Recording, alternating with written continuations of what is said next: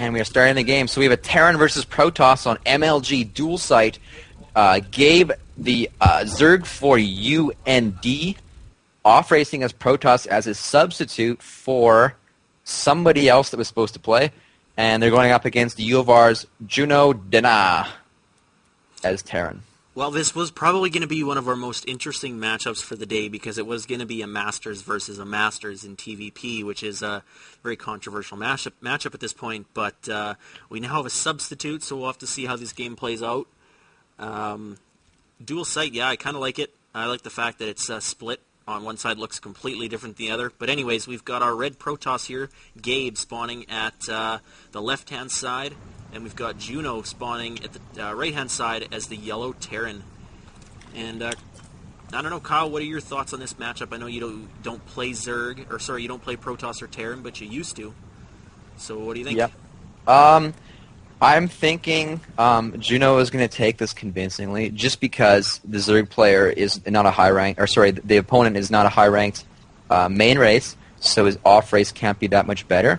But right now, this matchup is quite volatile in the fact that the 1-1-1 build has been pretty Terran dominant for a while, which was addressed in the last patch with the Immortal range increase, which dealt with the siege tanks and other Marauders and whatnot that the Terran or the Protoss, the Terran would throw at the Protoss. But it's also it can go both ways. I mean, it really depends on the builds these players pick. Some builds will really crush other builds. I mean, if I don't think they've nerfed EMP yet. So if Juno opts to go for Ghosts, I mean that's going to be a big factor in determining the win, because I don't think this player is very skilled at splitting his forces out to avoid those EMPs, which essentially take out half the hit points of your entire army. But yeah, I'm going to say we're going to see some SCV action. Oh yeah, is that that's what Juno likes to do here? Yep. I see he's walled off here completely, so the his opponent's not going to be able to see him and get in this base, even though he doesn't have to commit that SCV to that depot yet. But no gas yet, so we're probably going to see a fast command center.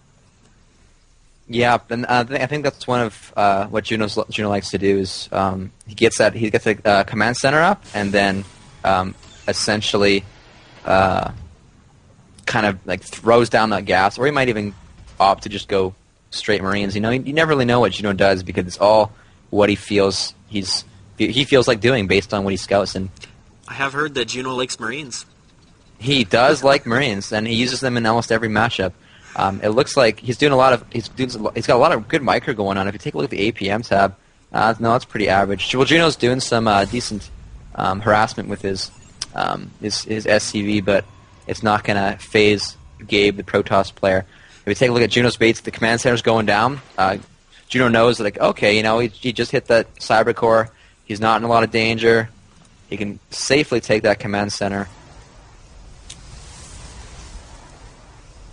Absolutely. So fast command center, no gas yet, so we're probably not going to see any factories or early starports. I'm kind of expecting some kind of stim combat shield all Marine push. I don't know. I think if Juno can pull that off before the Protoss can get any AoE or enough sentries to really mitigate that, I think Juno's going to be able to take a quick win with something like that. But still no gas, so that stim pack is going to be a long ways off yet. Yeah, the real reason for this second command center isn't to make his economy better. It's to produce more SCVs. I mean, that's what it's for. It's going to sit there. It's going to make SCVs, and it's going to use the orbital mule to obviously get money. And Juno's going to throw down a bunch of barracks like he already has. He's got 4 barracks right now. Probably will take. I don't know if he scouted that. Did he see that? Take a look at Gabe. No, he only saw the 1 barracks. But he did see the command center, though. Yeah. Just what Juno likes to do. He likes to get a lot of barracks and a lot of SCVs. Well, here's the first gas. Second gas as well. So that's very indicative of getting 2 tech labs, 2 reactors, getting stim and combat shield, and then pushing. But I don't know. Nexus going down here for Gabe, so he's going to be doing a 3 gateway expand.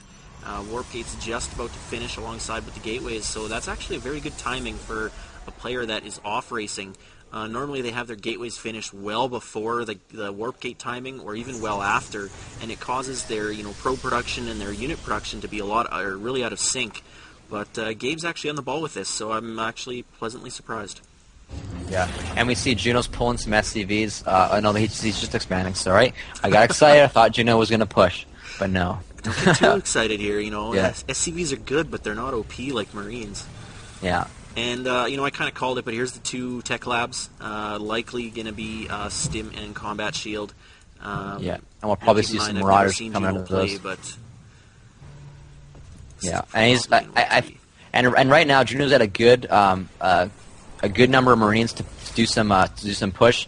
He sees that this protest only has 3 sentries, and he's got 1 zealot, so the Marines are going to do quite well against that. So this is going to put a lot of pressure.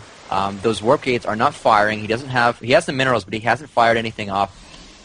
These Marines are going to come in and probably take out 1, 2, 3 sentries. One's going down now. The second one's going down. Third, and there we go. So right now, Juno's in a position, very good position. There are no force fields on the in the game right now. The Marines fare quite well against these stalkers, and I think Juno might have just won the game. He did. He doesn't even need that Stim or Combat Shield, and unfortunately, this really early attack that Gabe did not really see coming is going to put an end to it. Yeah, and then, ladies and gentlemen, that's why you scout. You leave a low-cost unit outside your opponent's base to see them moving out. Now, Moral of the story. Probably push this back a little bit, but if Juno's micro's good enough, then it's just not going to matter. Yeah, it's the game's going to play on for a little bit longer because he hasn't been reinforcing with these Marines, and he is building Marauders as well. Stim and Combat Shield is on the way, but he got a couple Marauders just to deal with those Stalkers so that they can't connect forever. I'd also like to note that Juno was really focused on that micro and has not been macroing. He's got a lot of money in the bank right now. He just started more unit production, throwing down a couple more barracks in a factory. But he's sitting pretty good right now. If you take a look at the income tab, 38 SCVs to 28 probes, so we got a 10 worker advantage. And as a Terran player, you also have that mule advantage. So right now, Juno's economy is effectively double that of his opponent, Gabe, the Protoss, and Juno's also taking his 3rd base. Juno's taking the 3rd base and 2 factories, one with a reactor, and one's just on the way. Starport building as well. Is he going to use that 2nd factory, or is he just going to kind of make double reactors for his medevacs? Stim and Shield are done, so he's going ahead and push into Gabe's natural expansion, and it's going to fare quite well. He's got some Marauders in there to do some kite. Actually, I don't think he has concussion cells, but you know what? They're going to do quite a good job. He's only got 1 sentry, and it goes down. So sentry goes down. That's pretty much it. The Robo-Bay was not producing anything. No Immortals to fight off those Marauders. Looks like he was going for a fast Colossi, but that's just not going to work. You need someone like Juno who loves to put on the Marine Marauder pressure. Yep. Gabe pressure. Gabe GG's, and that's going to be it.